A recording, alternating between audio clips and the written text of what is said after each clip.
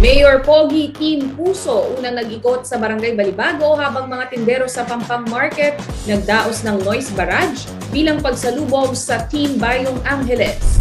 Mga kandidato sa pagkaalkalde sa siyudad ng San Fernando, kani-kaniyang diskarte para sa pagbubukas ng lokal na kampanya. At BIR nagpaalala sa mga kandidato na maging matapat sa pagbabayad ng buwis.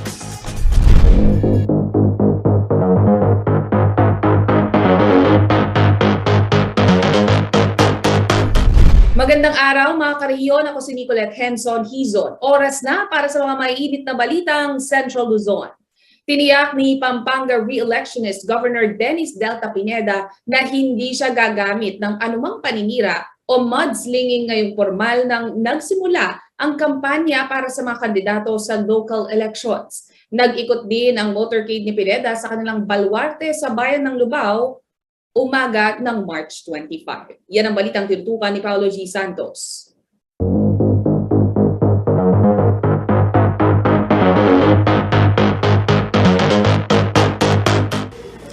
Alas 6 pa lamang ng umaga, tumulak na ang motorcade ni Pampanga re-electionist Governor Dennis Delta Pineda dito sa munisipyo ng kanilang hometown sa Lubao.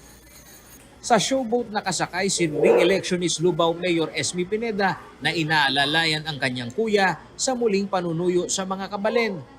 Ang ingay ng kampanya ay hindi lamang narinig sa sound system na bitbit ng mga truck na nakabuntot sa parada, kundi pati na ang mga hiyawan ng mga kabalen nang makitang lumabas na para mangampanya ang kanilang pambato sa pagkagobernador na matagal na rin naupong vice alkalde hanggang ama ng bayan.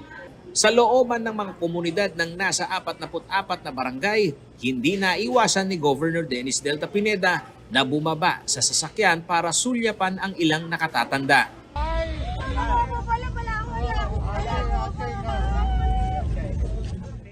Habang mayat maya rin ang hirit ng ilang mga kabataan at kababaihan na humiling sa kanya na magpa-selfie.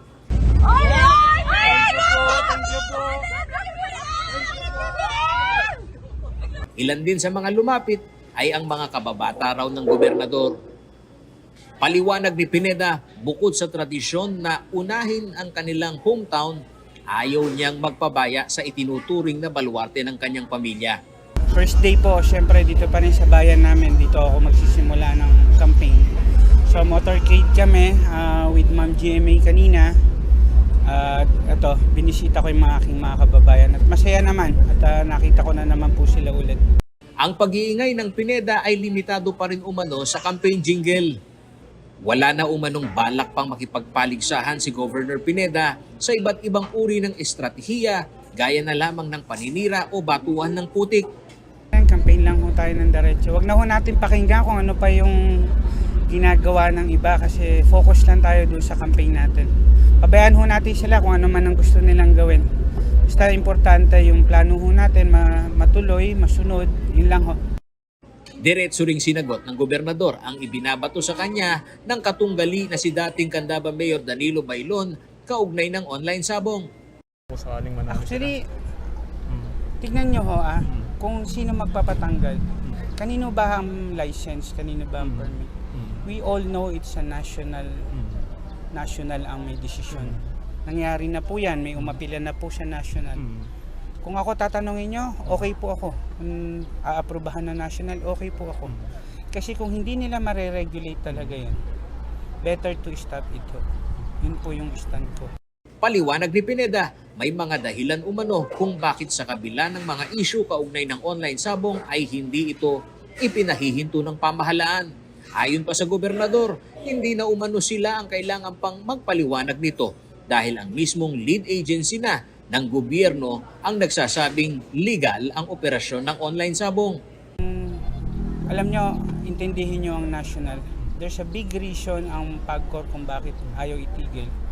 Because ang PAGCOR, ang daming sinusuportahan na agency niya. Especially yung mga pagtulong sa mga tao. Kung wala hong kukuhanan yan right now, lalo na nawala ang Pogo, umalis sa Pilipinas. So ano lang other income niya, ang casino hindi ho ganun kalakas. Samantala, sa maghapong motorcade, sinamahan din ni Pineda ang ilang kaalyadong politika sa probinsya kumpiyansa umano ang gobernador na maipapanalo niya ang laban. Nagsisimula raw kasi sa paglilingkod sa tao ang pamilya Pineda sa kanilang unang araw sa tanggapan at hindi tuwing panahon ng halalan lamang. Paolo G. Santos, CLTV News.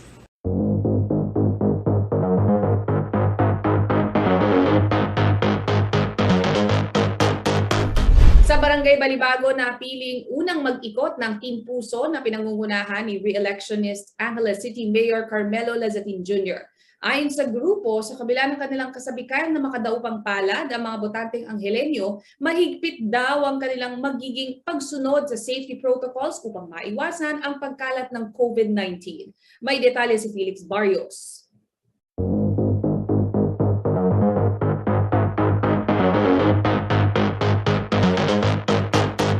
Maagang nagising ang mga kandidato sa siyudad ng Angeles ngayong araw para salubungin ang opisyal na simula ng campaign period para sa local elections. Ang Team Puso ni re-electionist Mayor Carmelo Pogi Lazatin Jr. unang umarangkada sa Barangay Balibago. Sinalubong sila ng mga taga-suporta habang binabagtas ang masisikip na eskinita.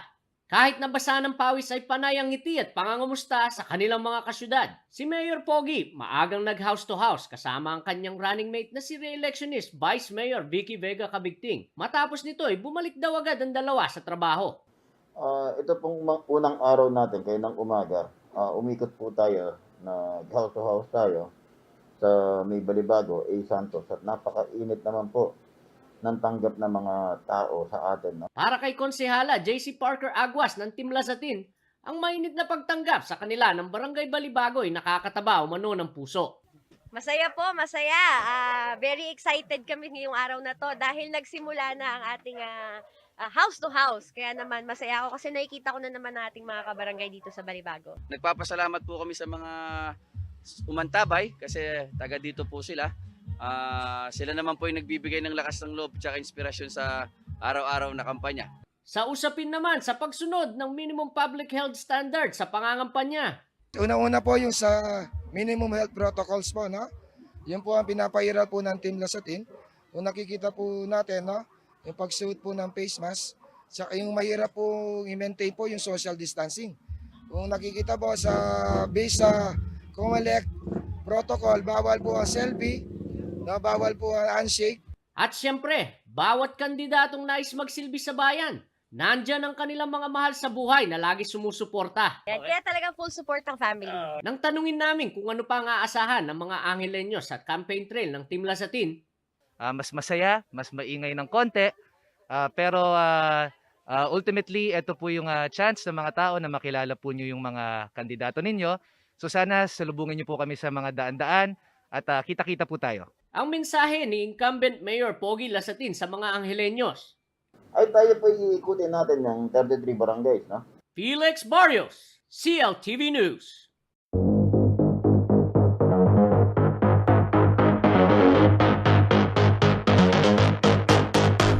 Isang noise barrage ang isinagawa ng mga taga-suporta ng Team Bayong Angeles sa Pampang Market sa unang araw ng kampanya. Sa pagsisimula ng local campaign period, desidido raw ang grupo na harapin ang lahat ng mga Anghelenyo upang makapaglatag sila ng kanilang plataforma.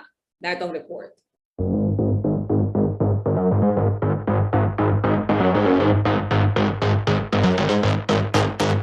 Maaga pa lamang ay umarangkada na sa Pampang Market sa Angeles City ang Timbayong Angeles na pinangungunahan ni Mayoral Candidate Councilor Amos Rivera. Sinadya umanong unahin ng Timbayong Angeles ang palengke kung saan sila ay mainit na tinanggap ng mga vendors at mamimili. Well, sinadya mo po talaga na una tayo po yung palengke. Balutan naman yung palengke, yung source, kaya food security tamo.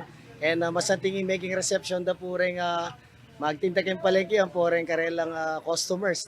Panandaman tamo itang suporta po itang warm reception da kaya katamo niyang may kahit tamo kayo. Dinurot tamo po kayong palengke. Isang noise barrage ang idinaos ng ilang mga tindero para sulubungin ang grupo ni Rivera. Ayon kay Bong Arceo, kandidato para sa konsyal, hindi raw alintana ng Timbayong Angeles ang mainit na panahon para makapiling ang kanilang mga taga-suporta. Talagang dimdamin itang warm welcome at appreciation da rin tao na burida kami ngakit at buridang pabalo itang nasada na mabayo ining kaya katamong daranasan na kasalukuyan. Pag-asa naman daw ang nakita sa mukha ng kanilang mga pinuntahan sa Pampang Market. Ito ang nakita ni Chef Don Quito, tumatakbo ring konsehal. Masaya po, no? Overwhelming po yung suporta na nakikita natin sa mga kapwa nating Angeleños. So nakikita po natin sa mga mukha nila na may nakikita silang pag-asa pag nakikita nila ang Team Bayong Angeles. Malakas din umano ang pagkakaisa ng Timbayong Angeles ayon kay Dana Loot. Kinikerry namin ang bawat isa. Kumbaga habang nangangampanya kami, kinakampanya namin lahat kami, hindi lang iisa. Magmula po sa mayor, pababa, kinakampanya po namin lahat habang may caucus po kami pag nagmi-meeting. Isang almusal din ang pinagsaluhan ng grupo sa kanilang unang araw ng kampanya. Pero pagkatapos ng almusal, paalala ni Mayor Aspirant Emos Rivera sa Timbayong Angeles. Wala tayong karapatan magpahinga. Sinasabi ko nga, when you fight to win, and winning is the only option. At ang kanyang mensahe sa mga Angeleño. The dream is simple. We want to make Angeles the best city in the Philippines. Collectively, together, let's win this election. What I can assure you as the leader of the Bayong Angeles, hindi po kayo magkakamali sa amin.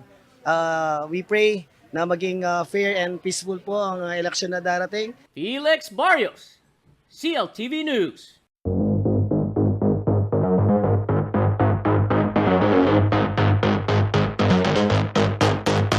Sa pagbabalik ng CLTV Balitaan, volunteerismo sandigan daw ng kampanya ni City of San Fernando, Pampanga mayoral candidate Oka Rodriguez.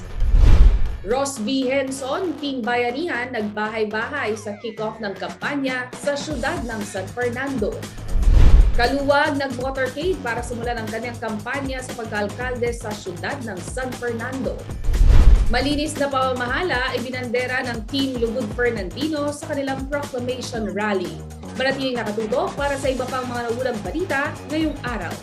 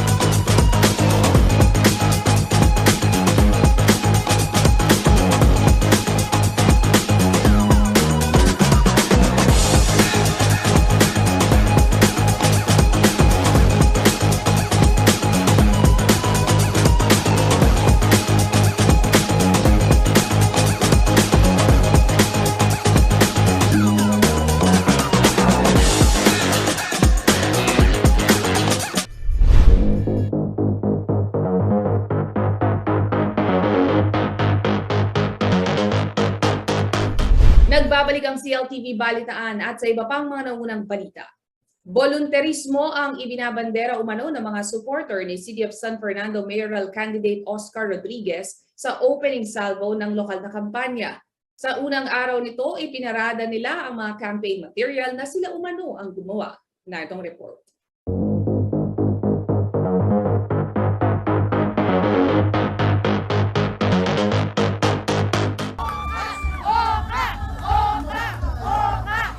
Pink kartolina na may sulat kamay ng dahilan ng kanilang pagsuporta.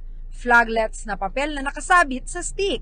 Yan ang masasayang iwinang wagayway at bitbit ng ilang supporters ni City of San Fernando mayoral candidate Oscar Rodriguez sa kanilang pagsama sa opening salvo ng kampanya nito sa syudad. Sariling sikap at gastos umano ito ng iba't ibang grupo na voluntaryo ang pagsama sa Team Magsilbita Mo.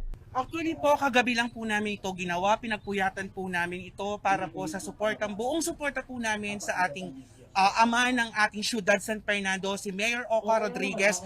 Para sa kanya po ito at talagang solid po ang aming suporta, mga LGBT, single parent, PWD ng Malpitik. Sila umano ang mga Fernandino mula sa iba't ibang sektor na naniniwalang dapat ibalik sa city government si dating Mayor Oka na dati na ring nakapagtapos ng 3 termino o 9 na taon. Kami po lahat ay nagtulong-tulong, nag-share-share po kami para magawa po namin ang mga props na ito na para kay Tatay Oka, para isigaw po namin na kailangan namin talagang ibalik si Tatay Oka sa Syudad San Fernando dahil noong pong panahon na siya po'y nanunungkulan sa Syudad San Fernando ay talagang naging disiplinado ang mga Fernandino.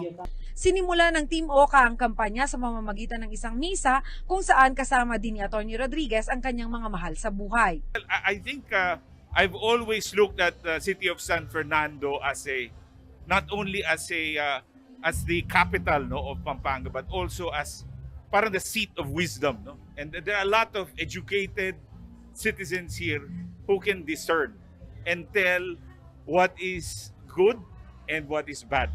And I think that the candidacy of Kong Oka Rodriguez, Mayor Oka Rodriguez, our World City Mayor, is the candidacy that needs to be supported.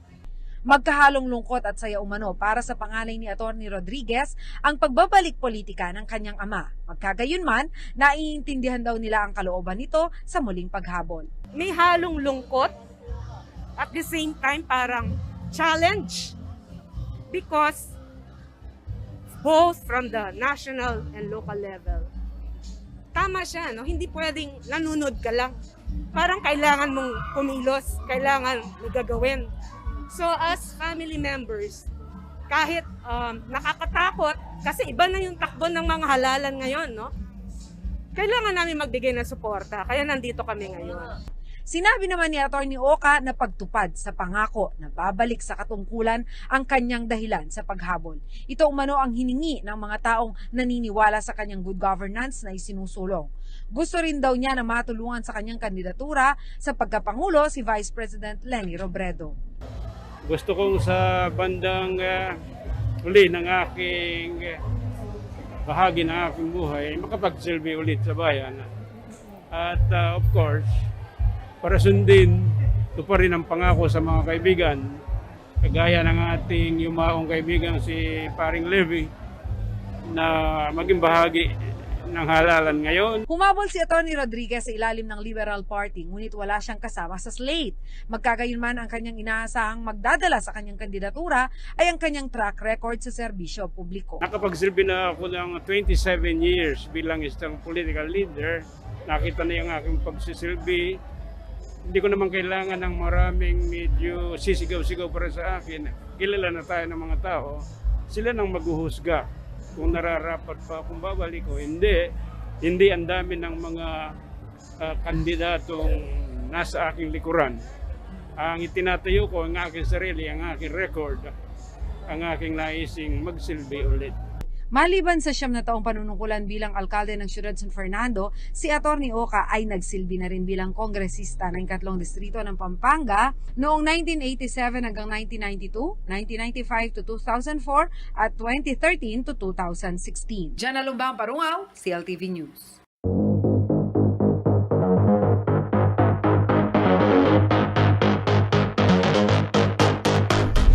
Ikinasal ng Team Bayanihan sa pamumuno ni City of San Fernando Mayoral Candidate Board Member Ross V. Henson ang malawakang house-to-house para sa opening salvo ng lokal na kampanya sa syudad. Kinonsidera umano ng grupo ang mataas na halaga ng gasolina at trapiko, kung kaya naman iniwasan nila ang dating tradisyonal na motorcade sa pangangampanya. Si Jenna Lumbang Parungaw ang may detalye.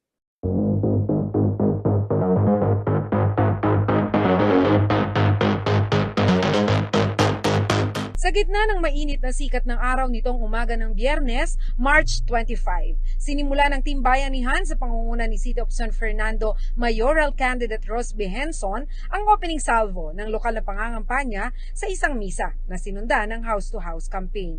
Tagatakma ng pawis, sinuyod ng grupo ang Barangay San Agustin upang personal na makapangampanya sa mga residente kasama ang kanyang katandem na si Vice Mayoral Candidate Councilor BJ Lagman at ang kanilang buong slate.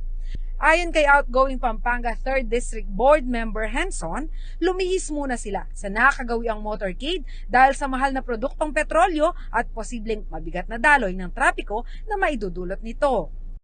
Maraming gustong sumali at lumawak sa isang mahabang motorcade. Subalit minabuti ng timbayan niyan na huwag na nating gastusin ang ating mga pera sa gasolina at krudo dahil nag-triple na, kailangan na lang po, pambili na lang natin ng pagkain yon. At ayaw nating maistorbo ang ating mga kababayan dahil ito'y magdudulot lamang ng traffic. Yung mga maaabala sa kanilang pagpasok sa trabaho, kaya sa kanilang mga appointment at mga ibang lakad, para hindi na sila maistorbo. Nilinaw din ni 3-termer board member Henson na nais niyang baguhin ang sistema ng serbisyo publiko sa Ciudad San Fernando kung kaya siya humabol bilang alkalde. Ang adhikain po ng timbayanihan, ituwid ang baluktot, puna ng kulang, dagdagan yung tama, baguhin ang sistema ng pangungobyerno dito sa Ciudad San Fernando na kung saan mararamdaman ng ating mga kababayan na meron silang pamahalang lokal. Samantala, nakatakda naman umanong ikutan at puntahan ng Team Bayanihan ang lahat ng 35 barangay ng Ciudad San Fernando upang ilahad ang kanilang plataporma sa mga Fernandino. Jana Lumbang Parungaw, CLTV News.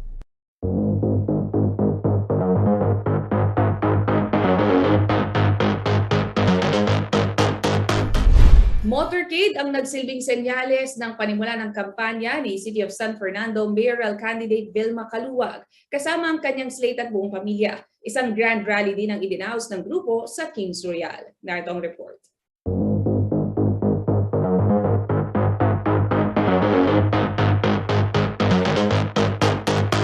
Tanghali nitong March 25, nagtipon-tipon na ang mga sasakyan na dinisenyohan ng kulay pula. Ito ang kulay na bumabandila sa kampanya sa pagkaalkalde ni Dolores Barangay Captain at Liga ng mga Barangay President Vilma Caluwag. Nabuo umano mula sa volunteerismo ng mga supporter ang motorcade. Inischedule umano ng Team Caluwag ang parada ng mga sasakyan, ngunit wala umanong pabor na ipinangako sa mga sasama, kaya hindi raw niya inaasahan ang pagdating ng mga nakisa. Actually, nag-announce kami talagang hindi libre pagkain, walang panggas, volunteers lahat po yung nandirito, kaya gusto kong maiyak kanina pa habang natatraffic kami doon kasi hindi ko ina-expect kasi yung mga supporters ko talaga yan, hindi ko alam na pupunta sila dito. Tapos yung mga Muslim andyan, nakakaiyak talaga, grabe. Kasi pwede naman palang dumami yung tao nang walang bayad. Naniniwala umano si Caluwag na ang kanyang pagiging babae ang isa sa mga magiging kalakasan ng kanyang kampanya. Yun ang advantage natin kasi tayo lang ang babae na may pusong ina. Diba? Yun yung advantage natin. Kasi pangarap ni Vilma Caluwag, kung taga dito ka sa San Fernando at tayo ang magwawagi sa San Fernando kailanman, kahit mahirap ka, hindi mo na mararamdaman na ikaw ay mahirap dahil sa mga programang gagawin natin. Sa sentro raw ang kanyang kampanya sa plataporma at hindi sa paninira. Well, yung maging totoo lang ako, ayoko nang naninira. Basta't yung plataporma ko lang ang sasabihin ko at alam ko na time na natin ito kasi sobrang overwhelming yung support ng mga tao dito sa San Fernando. Dahil nung time ng pandemic, nakita nila talaga tayo at tayo yung lumabas. Nagpakita naman ng suporta ang kanyang pamilya na present lahat sa motorcade. Nakisali rin sa parada sina 3rd District BM Aspirant Tino Dizon at BM Aspirant Raquel Pineda. Angelica Cara, CLTV News.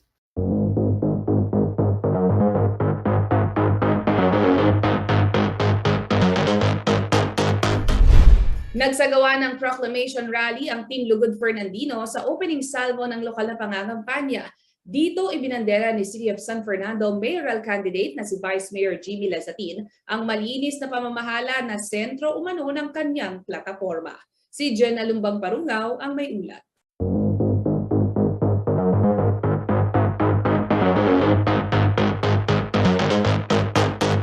Kumanta, Sumayaw! Yan ang ilang eksena sa proclamation rally ng Team Lugod Fernandino sa pangunguna ni Mayoral Candidate Vice Mayor Jimmy Lazatin, Vice Mayor Aspirant Noel Tulabut at mga nagnanais na maging City Councilor. Isinagawa ang political rally na ito sa open area sa may barangay Talabastagan kung saan napuno ng puti at asul ang paligid na siyang nagsilbing campaign color ng team. Maliban sa isang masayang gabi bilang opening salvo ng lokal na kampanya, itinampok din sa proclamation rally ang good governance na isinusulong ng grupo na nakaangkla umano sa tamang paggastos sa pondo ng syudad. Balo ko ang gastos sa Repair National San Fernando, 2.6 billion na rin.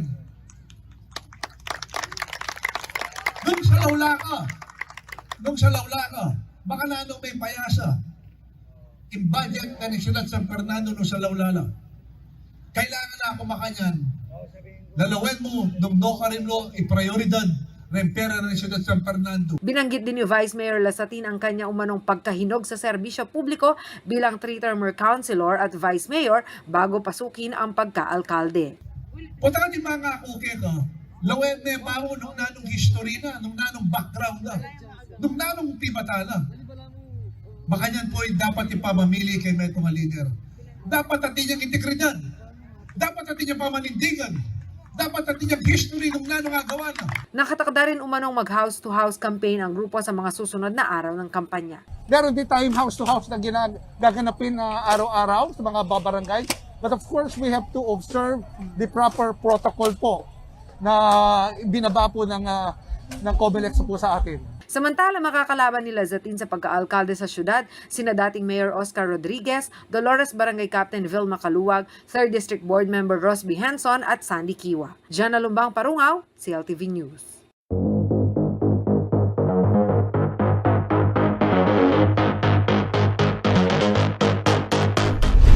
Sa pagbabalik ng CLTV Balitaan, BIR nagpaalala sa mga kandidato na maging matapat sa pagbabayad ng buwis. Magkatunggali na sina Governor Fernando at Vice Governor C. Alvarado, maagang nag-ipot para suyuin ang mga Bulakenyo. At Joet Garcia ng Bataan nangampanya kahit walang kalaban. Manatiling nakatutok, magbabalik ang CLTV Balitaan.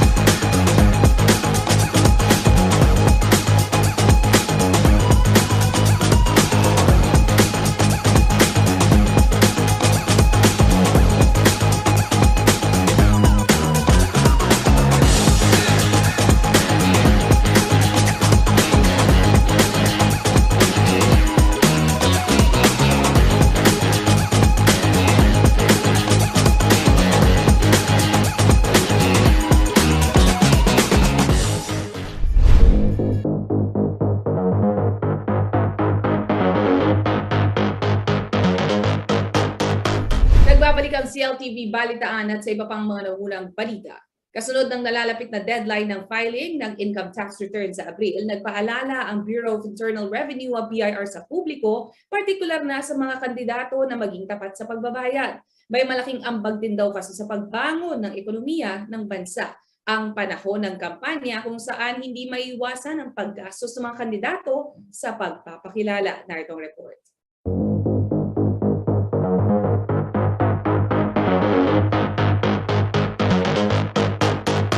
Bago pa ang campaign period sa national at local na halalan, hindi maikakaila ang pag-alagwa ng iba't ibang negosyo na may kinalaman sa public relations at advertising, mula sa mga malalaking commercial billboard, tarpaulin, TV ads at iba't ibang promotional campaign strategy ng mga kandidato.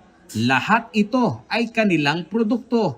Ayon kay Arnel Cosinas, Chief ng Revenue District 21B ng Bureau of Internal Revenue o BIR Revenue Region 4, ang mga kandidato ay kasama sa kanilang mga target na kolektahan ng buwis, lalo na sa kanilang disbursement o paggasta sa pangangampanya. The political candidate is mandated to withhold 5% on their expenses. So halimbawa, nagpagawa sila ng tarpaulin, kakaltasan po nila ng 5% yon. So instead of giving the 100% to the printer, they will only give 95% of it. And 5% will be remitted sa Bureau of Internal Revenue. Yun sir, sa lahat ng kanilang disbursements. Kalimitan rin nangyayari tuwing halalan ang diskarte umano ng ilang kandidato na idinideklara ang pondo bilang donasyon ng kaibigan. Paliwanag ni Cosinas, kung hindi magagamit ang donasyon, ay dapat itong ideklara sa BIR at bubuwisan ito bilang income. Kung sakali may contribution sa isang political candidate, ang isang private citizen, yun po ay libre sa donor's tax. So long as it will be utilized. If it is not utilized, then there will be a donor's tax implication on the part of the donor and income tax implication on the part of the political candidate. So halimbawa, binigyan siya ng this amount, let us say 1 million. That 1 million is exempt from tax as long as it is reported and fully utilized. If it is not utilized, then there will be donor's tax and income tax implication. 250,000 umano ang threshold para hindi mabuwisan, ngunit kung tapat naman umano ang kandidato, ang 6% na donor's tax ay hindi na dapat itinatago. But take note, we have 250,000 threshold if the unutilized amount is less than 250, of course it will be considered. At maliit lang naman yung donor's tax, 6% lang. So kaya bakit pa nila hindi babayaran kung merong matira? Samantala, sakop ng tanggapan ng BIR RDO 21B ang siyudad ng San Fernando at 17 munisipalidad sa Pampanga. Above target na umano ang nakukolekta ng tanggapan sa nakalipas na taon na umabot sa 10 bilyong piso. Sa pay ng collection ngayong Abril, 50% dito ay mula sa mga annual income earners. Walang extension ng deadline ng pag-ahin ng income tax return na sa darating na Abril 15 ng kasalukuyang taon. Paolo G. Santos, CLTV News.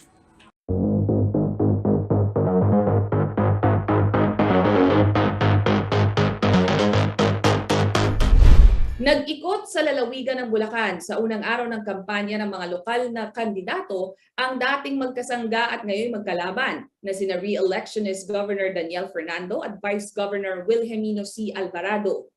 Ibinida naman ng kasalukuyang gobernador ang kanyang mga achievements umano para sa lalawigan at nangako itong higit na pagbubutihin ang serbisyo kung sakaling siya muli ang piliin ng mga Bulakenyo. Narito ang balita.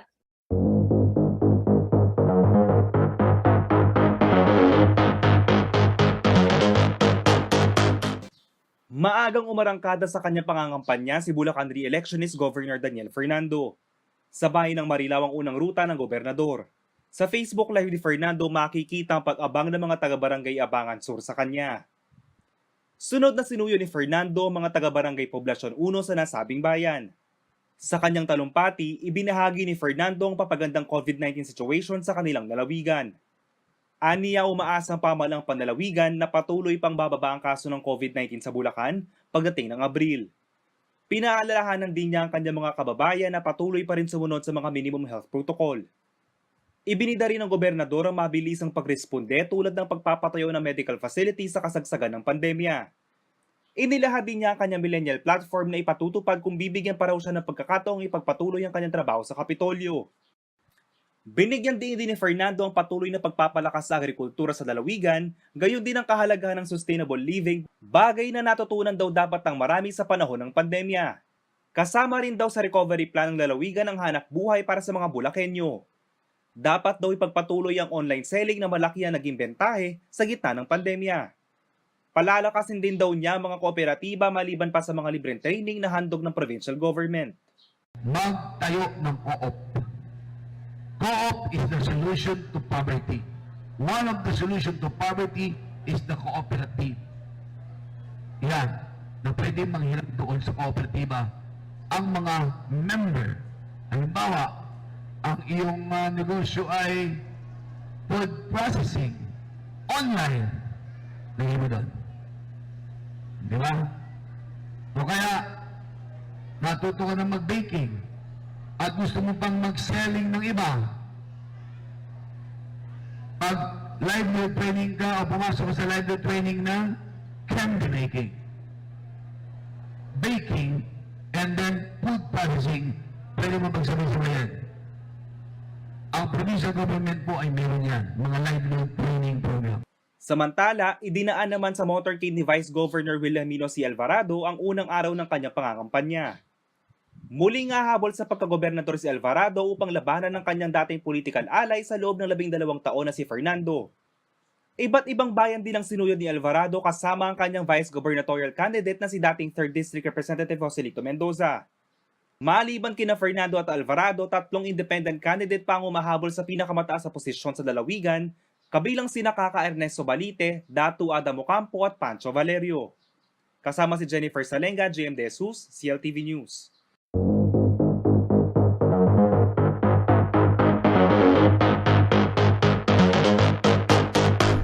Isang motorcade ang isinagawa ni gubernatorial candidate Joet Garcia sa Mariveles, Bataan noong March 25. Nangyari ang paglilibot matapos ang isang misa para sa kanyang kandidatura.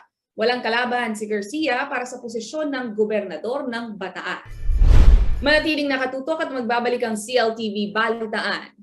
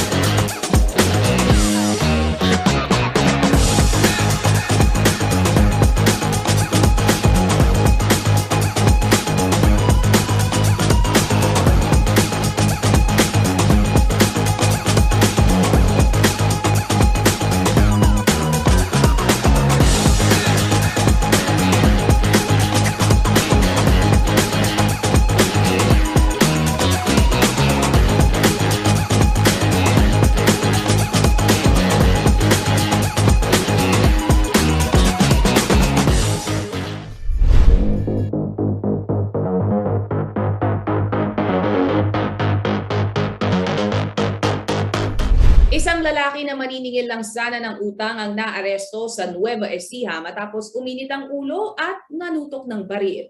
Napasakamay naman ng mga otoridad ang isang lalaking wanted dahil sa panggagahasa sa Mabalacat City, Pampanga.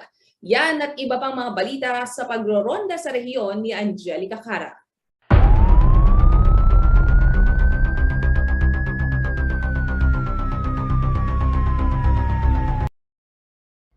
Arestado ang suspect na si Roman Albareda, 59 years old, residente ng Barangay Panginay, Balagtas, Bulacan, sa paglabag sa Ganban noong March 23. Ayon sa Balagtas Police, maniningil sana ng utang ng suspect, ngunit nauwi ang pag-uusap sa alitan. Kinuha ng suspect ang kanyang baril at binantaan ang kanyang biktima. Nasaksihan ng mga rumesponding pulis ang insidente, kaya't naaresto agad ang nasabing suspect. Nakumpiska sa suspect ang caliber .38 revolver na may kargang 5 pirasong bala. Nahaharap ang suspect sa kasong grave threat, illegal possession of firearms at violation of Omnibus Election Code. Nahuli naman sa isang manhunt operation ang isa sa mga kinikilalang most wanted person sa syudad ng Mabalacat, Pampanga nitong March 24. Tagumpay na naisagawa ng mga otoridad ng operasyon na nagresulta sa pagkakaaresto sa rape suspect na si alias Rick sa kahabaan ng Rosa Street, San Isidro, Barangay Dau. Nahaharap ngayon ng suspect sa kasong rape na may piyansang 200,000 pesos. Kasalukuyang nasa kustodiya ng Mabalacat Police ang nasabing suspect. Arestado naman ang top 7 most wanted person drug personality at 3 iba pa sa naganap na buy-bust operation sa Barangay Santa Rita, Olongapo City nitong March 23. Kinilala ang mga suspect bilang sina George Elefane, Erwin Soza, Dan Zarem at Ryan Javier. Nakuha ng mga otoridad ang 5 sachet sa naglalaman ng 12 gramo ng shabu na tinatayang nasa mahigit 80,000 pesos. Nakuha rin sa kanila ang mga sari-saring gamit sa droga at buy-bust money. Sasampahan ng mga suspect ng kasong paglabag sa Comprehensive Dangerous Drugs Act of 2002.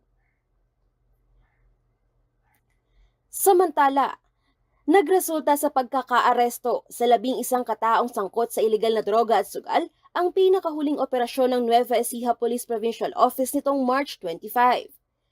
Kasabay nito, nasamsamang 0.16 grams na hinihinalang shabu na tinatayang nagkakahalaga ng 3 milyong piso, mga loose firearms at gambling paraphernalia. Nasa kustodiya na ngayon ng Nueva Ecija Police ang mga inarestong akusado at haharap sa mga kaukulang kaso.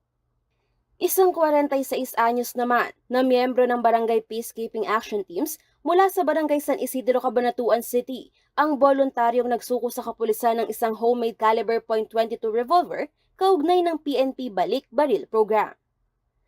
Angelica Cara, CLTV News.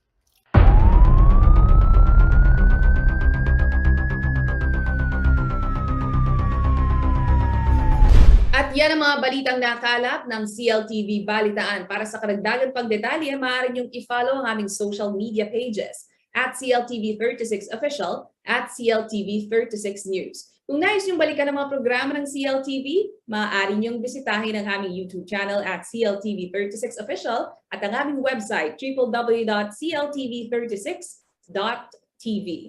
Mapapanood din ang mga programa ng CLTV nationwide via Signal Channel 115 at sa ating 39 cable partners. Kasama ang buong puwersa ng CLTV News and Current Affairs. Ako si Nicolette Henson Hizon.